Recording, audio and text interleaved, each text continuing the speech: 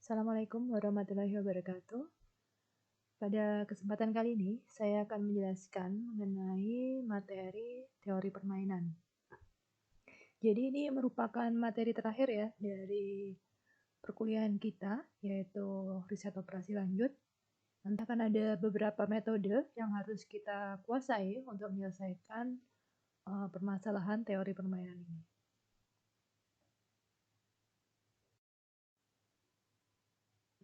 Jadi kita belajar sejarahnya dulu.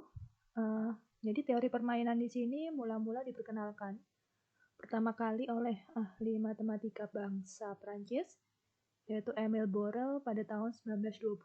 Jadi ini sudah lama sekali ya. Kemudian pada tahun 1928, John von Neumann di sini berhasil menganalisis dan membuktikan teorema minimax. Kalau kita ingat kemarin ada minimax dan ada maksimin. Kalau minimax di sini berarti kita akan meminimalkan kerugian atau kekalahan kita. Jadi di sini minimax di sini mencangkup prinsip dasar tentang minimisasi dari kerugian atau kekalahan yang maksimum. Apa maksudnya kerugian atau kekalahan yang maksimum? Kemarin sudah sempat saya jelaskan bahwa si pengambil keputusan di sini sifatnya pesimis ya. Jadi kita harus mengambil keputusan yang terbaik dari kemungkinan terburuk yang ada di sini. Jadi otomatis adalah kemungkinan terburuk itu adalah kekalahan yang maksimum. Kemudian kita akan cari meminimalkannya tadi itu. Oke, di sini yang akan menjadi teorema dasar dari teori permainan. Jadi dasar dari minimax itu menjadi dasar dari teori permainan. Kemudian pada tahun 1944, ini orang yang sama, yaitu von Neumann di sini, menerbitkan buku The Theory of Games and Economic Behavior bersama dengan ahli ekonomi Oskar Morgenstern. Jadi, kalau kita simpulkan di sini, teori permainan di sini membahas perihal pertentangan atau konflik antara 2, 3, atau lebih pemain, di mana setiap pemain berkeinginan untuk mengoptimumkan keputusannya sendiri dengan kerugian lawannya. Jadi kalau kata kuncinya di sini ada 2 atau 3 atau lebih pemain ya, jadi lebih dari 2. Kalau kemarin yang kita pelajari, pengambilan keputusan dalam ketidakpastian di situ kan pengambil keputusannya adalah tunggal ya. Bisa kita sendiri atau seorang manajer di suatu perusahaan seperti itu. Tapi di sini kita punya lawan. Jadi kita harus mempertimbangkan lawan kita. Di sini ada 2 atau 3 lebih pemain. Jadi setiap pemain di situ pastinya pasti ingin menang. Misalkan dari ada pemain A, pemain B, di situ mengkompetisikan sesuatu yang sama. Jadi sama-sama ingin menang di situ. Jadi tidak ada kerjasama sama sekali. Otomatis di sini pemain A dan pemain B di situ berusaha untuk mengoptimumkan keputusannya masing-masing. Jadi pemain A ingin menang, pemain B juga ingin menang. Otomatis kalau misalkan seperti itu, jadi kemenangan dari salah satu pemain pasti adalah kerugian atau kekalahan dari lawannya. Itu pasti ya. Jadi kalau misalkan ada 2 orang bersetik di situ melakukan kompetisi, kalau misalkan yang satu lebih unggul, otomatis yang satunya di situ ya menjadi suatu kerugian untuk pemain satunya. Jadi konsepnya atau ide dasarnya adalah seperti itu. Oke, ini contoh simpelnya ya. Jadi yang pertama adalah seorang direktur pemasaran untuk memperkenalkan produk baru dilakukan dengan melakukan promosi melalui media TV, koran, radio, atau pemberian potongan harga. Ini sebenarnya sama seperti materi yang lalu ya. Jadi untuk mengenalkan produk baru, jadi dia punya strategi, yaitu bisa melalui TV, koran, radio, atau juga memberikan diskon.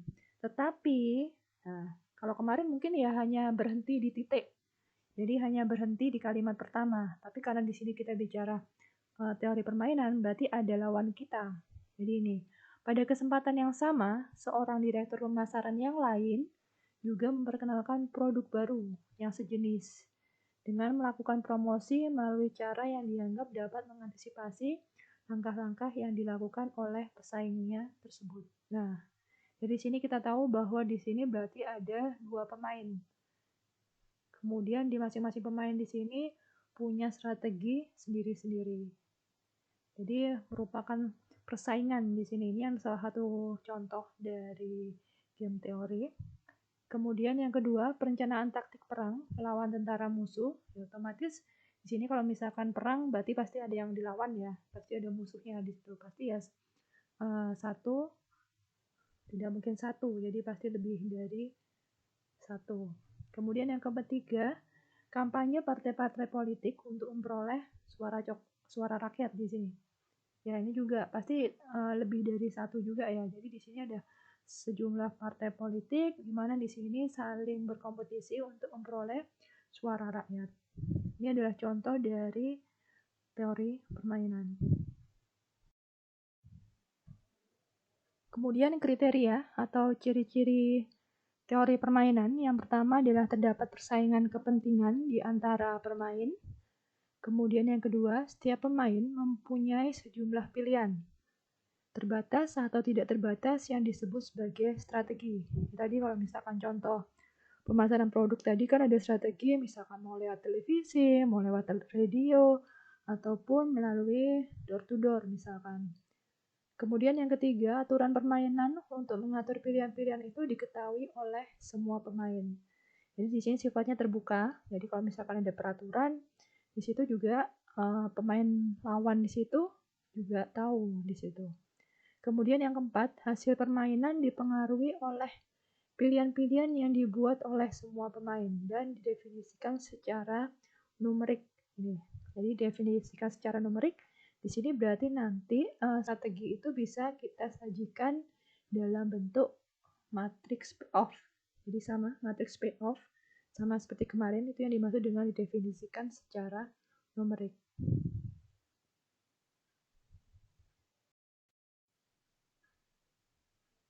Oke. Klasifikasi permainan di sini yang pertama adalah berdasarkan jumlah langkah dan pilihan. Jadi di sini ada permainan berhingga atau finite game dan permainan tak berhingga atau di sini adalah infinite game. Jadi adalah banyaknya strategi ya, pilihan strategi di situ. Kemudian yang kedua berdasarkan jumlah pemain atau orang di sini. Yang pertama ada permainan 2 orang yaitu two person games. Kemudian yang kedua adalah permainan 3 atau lebih pemain. Jadi kalau misalkan 2 pemain kita nyebutnya adalah two person games, kemudian ada lagi 3 atau lebih pemain. Jadi nanti yang kita pelajari di materi riset operasi lanjut di sini hanya yang two person games, jadi hanya 2 orang pemain yang kita pelajari di perkuliahan kita. Kemudian yang ketiga berdasarkan jumlah pembayaran, di sini ada permainan berjumlah 0 atau zero sum games dan di sini juga permainan berjumlah tidak 0 yaitu non zero sum game. Jadi di sini jumlah pembayarannya atau nilai pembayarannya di sini adalah berjumlah sama dengan 0. Jadi nanti yang kita pelajari juga yang zero sum games di sini.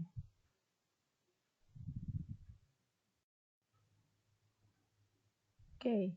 Kita masih ke two person zero sum game. Jadi ini yang kita pelajari.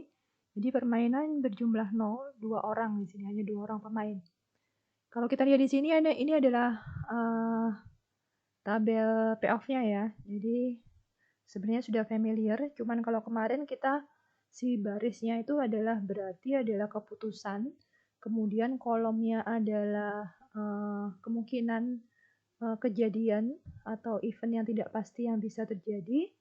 Tetapi kalau di teori permainan dua pemain di sini, barisnya adalah strategi pemain satu.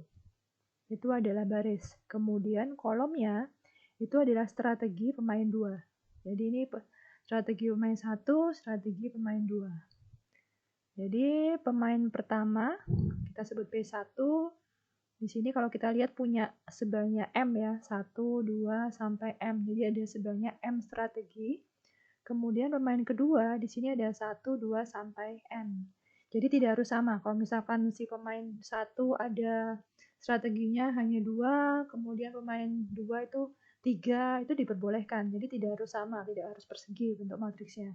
Jadi misalkan pemain 1 memasarkan produk, dia hanya lewat radio dan juga hanya lewat televisi.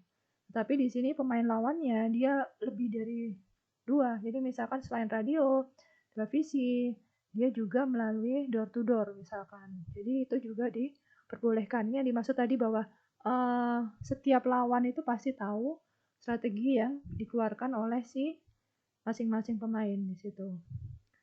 Oke, kemudian berarti yang di sini kita punya elemen dari matriks payoff kita atau matriks pembayaran kita. Ini adalah A11, A12, A1N, AMN.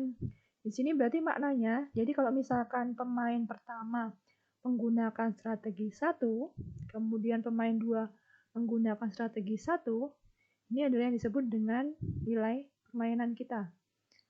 Ini, jadi elemen di sini adalah kira-kira keuntungan atau kerugian dari kedua pemain itu berapa di sini. Defaultnya adalah kalau untuk pemain 1 di sini adalah kita berarti adalah keuntungan, kemudian pemain kedua itu adalah kerugian. Jadi kalau misalkan kita punya 4 ya, di sini kita punya elemen nilainya adalah 4, berarti di situ pemain 1 dia akan mendapatkan keuntungan sebanyak 4, misalkan 4 juta. Otomatis itu berarti adalah kerugian dari pemain 2. Berarti di situ adalah dia akan mengalami rugi sebanyak 4. Nah itu. Jadi kalau misalkan ada elemen-elemen nanti di sini itu maknanya adalah seperti itu. Berarti kalau misalkan positif itu berarti adalah keuntungan bagi pemain 1 dan kerugian bagi pemain 2. Dan sebaliknya nanti kalau misalkan negatif itu berarti ya dia adalah kerugian bagi pemain 1 tapi adalah keuntungan bagi pemain 2. Jadi defaultnya di sini adalah matriksnya adalah matriks keuntungan ya, tetapi bagi pemain 1. Jadi defaultnya adalah matriks keuntungan bagi pemain 1.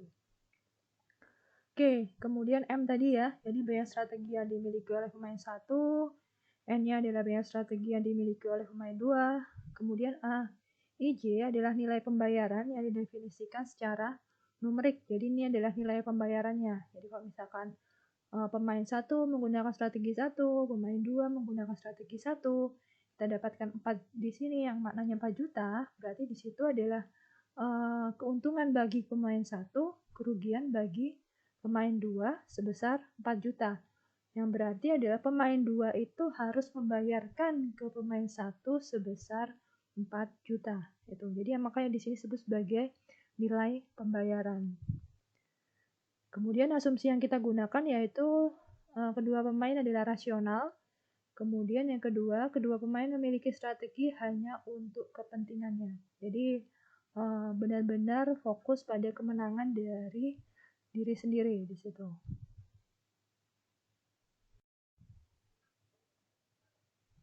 Oke, jadi nanti akan ada 2 macam strategi, yaitu yang pertama adalah strategi murni, yang kedua adalah strategi campuran. Oke. Oh ya, sebelumnya saya menjelaskan ini nanti saya bikin ada 2 video ya. Jadi yang pertama ini yang sekarang saya sedang lakukan ini adalah video hanya menjelaskan mengenai teorinya. Nanti ada video lagi. Di situ adalah menjelaskan mengenai ketika kita bicara di soal-soalnya atau misalkan permasalahannya langsung di situ. Oke, di sini strategi murni. Ini ada 2, murni dan campuran. Sekarang strategi murni dulu. Strategi murni adalah strategi di mana setiap pemainnya hanya mempunyai tepat satu pilihan terbaik dan tidak ada satu pemain pun yang tergoda untuk mengubah strateginya. Jadi setiap pemain di situ hanya mempunyai tepat satu pilihan terbaik. Jadi kalau misalkan pemain 1 punya 2 strategi, nanti yang dia pilih ya hanya satu saja dari 2 situ dan itu nggak mungkin berubah. Kalau misalkan dia sudah memilih strategi A, itu tidak mungkin dia berubah ke strategi B. Begitu juga untuk si pemain kedua. Kalau pemain kedua misalkan ada 3 strategi. Kemudian yang terbaiknya adalah strategi 3 misalkan. Nah, di situ pasti dia akan menggunakan strategi 3 tersebut. Jadi tidak tergoda untuk mengubah ke strategi 1 maupun ke strategi 2. Itu yang disebut sebagai strategi murni. Jadi tidak mungkin berubah untuk mengubah strateginya. Oke, ini pemain 1. Jadi ini udah ketentuan kita ya. Jadi pemain baris itu adalah pemain 1. Pemain kolom itu adalah pemain 2. Jadi pemain 2 kita sebut sebagai pemain kolom, barisnya adalah pemain 1. Pemain 1 di sini berusaha memaksimumkan kemenangan atau keuntungan yang minimum di sini. Jadi di sini kita karena tadi adalah matriksnya adalah matriks keuntungan bagi pemain 1, berarti kita harus memaksimalkan keuntungannya juga. Makanya untuk pemain 1 di sini kita gunakan kriteria maksimin. Ini.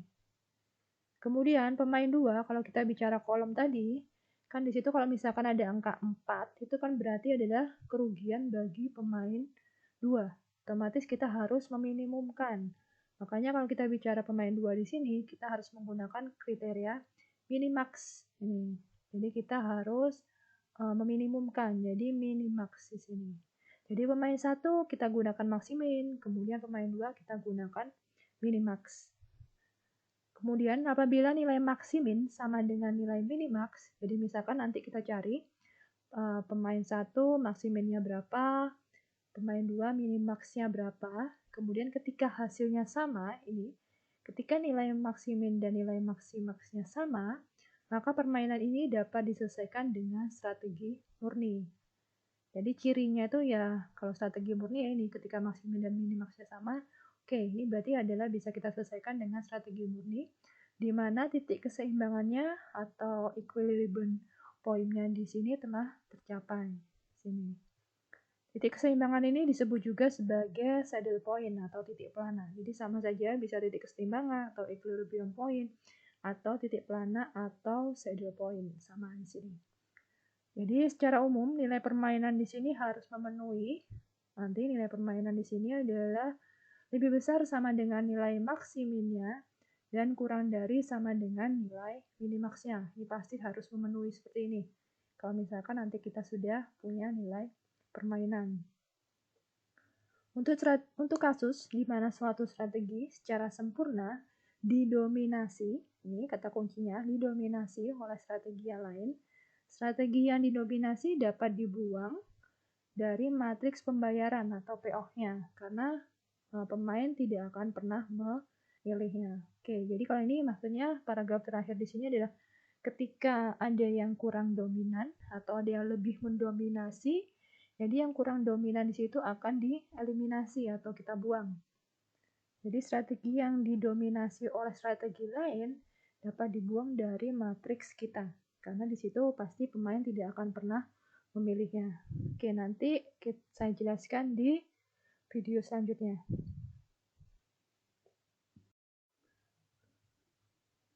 Kalau tadi adalah beberapa poin penting mengenai strategi murni, sekarang kalau mengenai strategi campuran, di sini digunakan bila permainan tidak mempunyai titik keseimbangan atau equilibrium point atau saddle point atau titik pelana. Jadi kalau tadi misalkan kita punya titik pelana atau saddle point, berarti kita gunakan strategi murni. Tapi kalau tidak punya, berarti kita harus gunakan strategi campuran. Kapan dia akan punya titik pelana adalah ketika nilai maksiminnya sama dengan nilai minimaxnya. Jadi sederhana itu ya. Jadi kalau nilai minimax sama maksiminnya sama, oke, berarti dia pasti udah punya titik pelana. Kalau punya titik pelana, berarti kita gunakan strategi campuran. Strategi murni, saya ralat ya. Oke, saya ulangi. Jadi kalau misalkan nilai maksimin dan minimaxnya di situ sama, otomatis dia akan punya titik pelana atau titik keseimbangan atau saddle point atau equilibrium point. Otomatis bisa kita selesaikan dengan menggunakan strategi murni. Tetapi kalau tidak berlaku seperti itu atau nilai maksiminnya tidak sama dengan minimaxnya, berarti kan dia tidak akan punya titik pelana. Jadi di situ kita gunakan strategi campuran. Metode ini menganggap bahwa karena tidak ada pemain yang tahu strategi apa yang akan dipilih pemain lain, setiap pemain berusaha merumuskan strategi yang berakibat sama saja terhadap strategi yang dipilih lawan. Di sini setiap pemain memainkan beberapa strategi dengan proporsi waktu atau probabilitas tertentu. Nah, ini kalau strategi campuran, Karena di sini si pemainnya itu bisa memix atau menyampur. Kira-kira saya menggunakan strategi yang mana ya? Bisa lebih dari satu strategi. Kalau tadi kan di strategi murni itu setiap pemain tuh hanya punya satu strategi terbaik dan tidak akan berubah. Tapi kalau di sini strategi campuran di sini berarti setiap pemain tuh ada lebih dari satu. Jadi dia akan memix atau menyampur strateginya di situ. Kemudian maka akan kita nyatakan dalam bentuk probabilitas. Yang dimaksud probabilitas adalah probabilitas kemungkinan bahwa pemain tersebut akan menggunakan strategi satu. Seperti itu. Oke, masih di teorinya ya. Ini adalah matriks payoff kita atau matriks pembayarannya. Tadi pemain kolom adalah pemain 2, pemain baris adalah pemain 1. Jadi kalau kita bicara di strategi campuran, kita bicara strategi campuran, jadi nanti akan ada probabilitas nih. Kita sebut sebagai X1, X2 sampai XM. Kemudian untuk pemain 2 kita sebut sebagai Y1, Y2 sampai YN. Jadi setiap pemain di sini akibatnya karena dia menggunakan strategi campuran, kita akan ada namanya probabilitas di sini. Mananya adalah probabilitas pemain 1 memilih strategi ke I. Itu adalah untuk si XI. Kemudian YJ-nya probabilitas pemain 2 memilih strategi ke J di sini. Kemudian nanti akan ada vektor baris X di sini adalah X1, X2 sampai XM dengan jumlahan di sini XI karena di sini probabilitas pasti sama dengan 1. Begitu juga untuk si kolom kita, vektor kolom Y1, Y2 sampai YN dengan di sini jumlahannya juga sama dengan 1. Ini karena di sini berupa probabilitas. Jadi kalau ini jadi X1 tambah X2 tambah sampai XM di sini harus sama dengan 1. Y1, Y2 sampai YN di sini juga harus sama dengan 1 jumlahannya. Oke. Ini ada kejadian khusus jika M dikurangi 1 atau berarti adalah strategi pemain pertama dikurangi 1, biaya strategi pemain pertama dikurangi 1 komponen dari X bernilai 0 yang berarti hanya ada satu komponen yang bernilai 1, maka dinamakan strategi murni bagi pemain 1.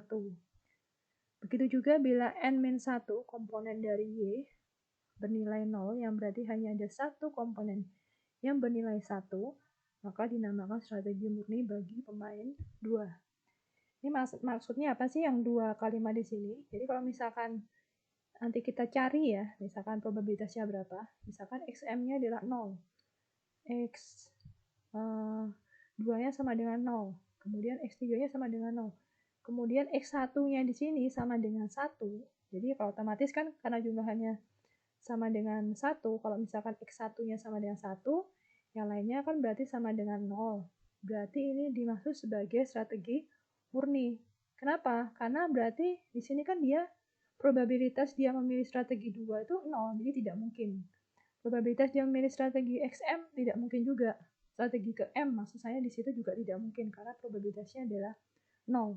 Otomatis di sini tadi probabilitas bahwa dia memilih strategi 1 sama dengan 1, berarti kan otomatis dia akan memilih strategi tersebut. Nah, itu adalah strategi murni karena hanya ada satu strategi yang akan dia gunakan. Ini tadi. Jadi kalau misalkan ada hanya ada satu komponen yang bernilai 1 dan yang lainnya 0, berarti itu ya namanya strategi murni. Tuh.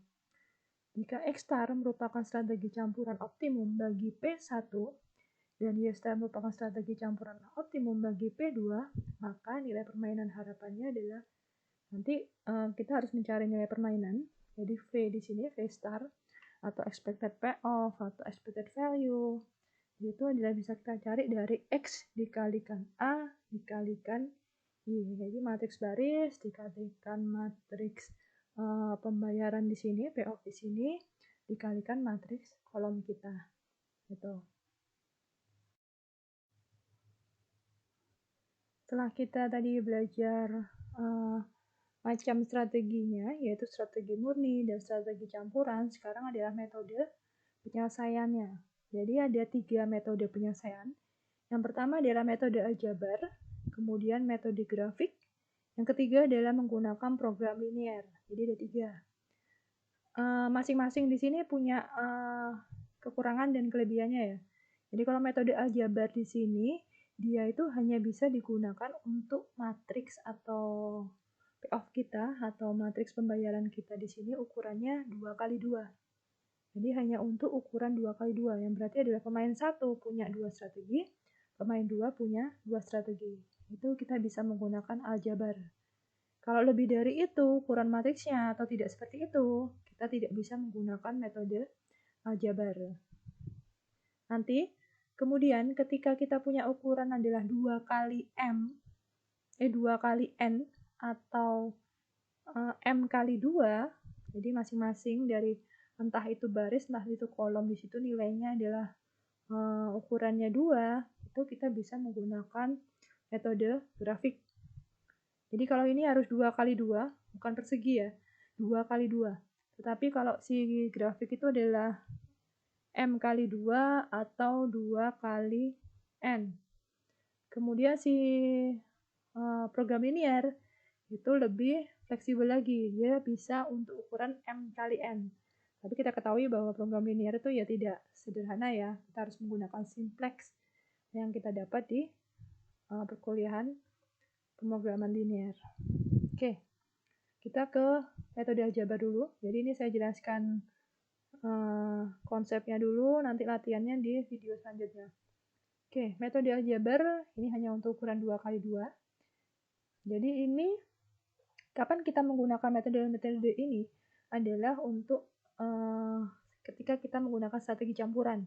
Jadi kita harus mencari nilai permainannya itu berdasarkan probabilitas tadi X1, X2, Y1, Y2, dan seterusnya. Kalau strategi murni, otomatis ya sebenarnya tidak begitu diperlukan ya, karena dengan menggunakan kriteria maksimum dan minimax di situ langsung kita peroleh nilai permainannya. Oke. Di sini kita punya X1, kemudian X2, ini berarti kan 1 dikurangi X1. Kita bisa menuliskan seperti ini. Jadi kalau kita punya probabilitas bahwa strategi pemain 1 memilih strategi yang pertama, itu adalah X1. Probabilitas bahwa pemain pertama memilih strategi 2, itu adalah X2. Kemudian probabilitas pemain kedua memilih strategi 1 adalah Y1. Probabilitas pemain 2 memilih strategi 2 adalah Y2. Kemudian kita punya hubungan bahwa nanti itu jumlahan dari probabilitas itu harus sama dengan 1. Kalau ini X1, berarti kita bisa menuliskan bahwa X2 itu sama dengan 1 dikurangi X1. Jadi misalkan kita punya X1-nya sudah 0,4, otomatis ya X2-nya adalah 0,6. Begitu juga untuk Y1 dan Y2. Kalau Y1 di sini kita tetapkan dengan Y1, di sini Y2 bisa kita cari dari 1 dikurangi Y1. Kemudian ini adalah elemen dari matriks pembayaran kita. Jadi nanti dengan menggunakan aljabar, kita bisa mencari nilai X, yaitu X1 dan X2 di sini, dengan menggunakan, jadi X1 optimumnya di sini adalah A22, jadi ini A22 dikurangi A21, jadi sejajar ya, A22 dikurangi A21 per atau dibagi A11 ditambah A22 dikurangi A12 dikurangi A21. Jadi diagonal, A11 tambah A22 dikurangi A12 dikurangi A21. Itu adalah kita dapatkan nanti adalah X1. Ini. Kalau untuk X2, kita punya A11 di sini dikurangkan dengan A12. Ini. Kemudian dibagi A11 ditambah A22, kemudian dikurangi A12 dikurangi A21. Jadi kalau kita lihat penyebutnya sama ya. Jadi penyebut di sini sama semua. Yang berbeda hanya pembilangnya. Jadi kalau kita bicara X1 di sini yang kita kurangkan adalah si elemen dari yang sejajar dengan X2. Kemudian kalau kita bicara X2, yang dikurangkan adalah si elemen yang sejajar dengan X1. Begitu juga untuk Y1. Kalau Y1 berarti yang kita kurangkan adalah si elemen yang berhubungan atau sejajar dengan Y2. Jadi A22 dikurangi A12. Kemudian kalau kita bicara Y2, kita punya A11 dikurangi A21. Jadi itu menggunakan aljabar adalah seperti ini. Jadi kita akan dapatkan nilai X1, X2, Y1, Y2, otomatis kita akan punya matriksnya, matriks atau vektor baris, vektor kolom. Dari sini kita akan punya nilai permainannya. Nilai permainannya adalah kita tadi, V itu adalah perkalian dari X dikali A itu adalah elemen dari matriks pembayaran kita dikalikan dengan Y kita. Tuh. Metode berikutnya adalah metode grafik. Jadi kalau grafik, ini bisa kita gunakan untuk menyelesaikan matriks pembayaran atau matriks payoff kita ukurannya 2 kali N kali 2, atau juga 2 kali 2. Jadi bisa juga kalau misalkan tidak mau menggunakan aljabar, kita gunakan adalah metode grafik. Oke. Kita lihat di sini, pemain pertama di sini, kalau matriks payoff di sini berarti ukurannya adalah 2 kali N ya. Jadi 2 dari pemain pertama, 2 strategi pemain pertama, dan N strategi pemain kedua. Jadi ada 2 strategi pemain pertama dan N strategi pemain kedua. Di sini kita bisa tuliskan, kita punya X1 dan X2. Di sini kita bisa tuliskan, kita punya Y1, Y2 sampai YN. Dan juga adalah nilai pembayarannya di sini. Dan ini juga sesuatu yang penting. Jadi ketika kita punya 2 strategi saja, di sini berarti kita bisa menuliskan bahwa X2 di sini itu adalah 1 dikurangi X1. Jadi ini ketika kita punya 2 strategi, ini menjadi hal yang penting. Kita akan mendapatkan hubungan bahwa X2 adalah 1 dikurangi X1. Ini kalau untuk N di sini belum bisa kita gunakan ya. Pemain yang hanya memiliki 2 strategi harus mencari strategi optimalnya lebih dahulu. Jadi tujuan kita yang pertama adalah mencari strategi optimal dari pemain 1. Jadi yang punya 2 strategi itu berarti yang kita buat atau kita cari strategi optimalnya. Jadi kita bisa gunakan ini tabel ini ya, alat bantu di sini. Kolomnya adalah strategi murni pemain 2. Sini kemudian kolom kedua adalah ekspektasi payoff pemain 1. Ini. Jadi yang punya 2 strategi di sini kita cari atau kita tulis di sini hubungan untuk mendapatkan expected payoff dari pemain yang memiliki strategi hanya 2 di sini. Jadi kita tuliskan adalah expected payoff pemain 1 di sini. Tujuannya apa sih? Ya nanti di sini kita akan dapatkan variabel X1 ya. Nah, di sini yang memiliki 2 strategi harus memiliki strategi optimalnya lebih dulu. Jadi kita harus bicara mengenai X1, X2 itu dulu. Oke. Jadi strategi pemain 2, strategi murninya kita punya strategi 1, strategi 2, strategi 3 sampai strategi ke N. Jadi 1, 2 sampai N. Jadi kita bicara strategi murni apa kenapa? Karena misalkan di sini adalah kita hanya bicara adalah strategi pertama dari pemain kedua. Sehingga kita bisa menuliskan hubungan bahwa A11 dikalikan X1 ditambah A21 dikalikan X2 itu adalah expected payoff dari pemain 1. Ini. Jadi A11 dikalikan dengan X1 ditambah A21 dikalikan X2 atau A21 dikalikan 1 kurang X1 itu adalah expected payoff dari pemain 1. Atau kita bisa juga dari kolom atau strategi berikutnya, dari strategi murni pemain 2 untuk strategi 2, bahwa A12 dikalikan X1 ditambah A22 dikalikan X2 atau dikalikan 1 kurangi X1 ini juga merupakan expected payoff dari pemain 1. Jadi kita punya banyak di sini, banyak informasi yang bisa kita gunakan untuk mencari expected payoff dari pemain 1. Jadi kalau kita bikin tabel seperti ini. Tabel di atas menunjukkan bahwa expected payoff bagi pemain 1 bervariasi secara linear dengan X1 di sini. Jadi kalau kita lihat di sini adalah fungsi linear ya. P1 harus memilih nilai X1 yang akan memaksimalkan expected payoff minimumnya. Jadi prinsipnya adalah maksimin. Ya karena kita bicara di sini adalah expected payoff dari pemain 1, dan kita ingat bahwa P1 di situ adalah pemain baris. Pemain baris berarti kita harus memaksimumkan keuntungan. Jadi kita gunakan adalah si maksimin. Hal ini dapat dilakukan dengan menggambar garis-garis lurus sebagai fungsi dari X1. Sumbu vertikal menunjukkan ekspektasi payoff dan sumbu horizontal menunjukkan variasi dari X1. Jadi nanti kita bisa bikin grafik, kemudian sumbu vertikalnya menunjukkan expected payoff-nya, kemudian sumbu horizontalnya menunjukkan adalah variasi dari X1. Dalam grafik ini akan dicari titik maksiminnya. Kok maksimin? Ya tadi yang sudah saya jelaskan, bahwa karena kita bicara adalah expected payoff dari pemain 1. Kita punya grafik nanti, sumbu Y-nya adalah expected payoff dari pemain 1. Otomatis kita harus gunakan maksimum. Gitu. Oke, ini adalah konsep dari metode grafik dan beberapa konsep lainnya. Untuk metode yang ketiga, baru saya jelaskan minggu depan. Jadi untuk hari kali ini hanya sampai di sini. Jangan lupa ada 2 video ya. Video kedua adalah ketika kita membahas persoalannya langsung. Oke, saya kira cukup sekian. Wassalamualaikum warahmatullahi wabarakatuh.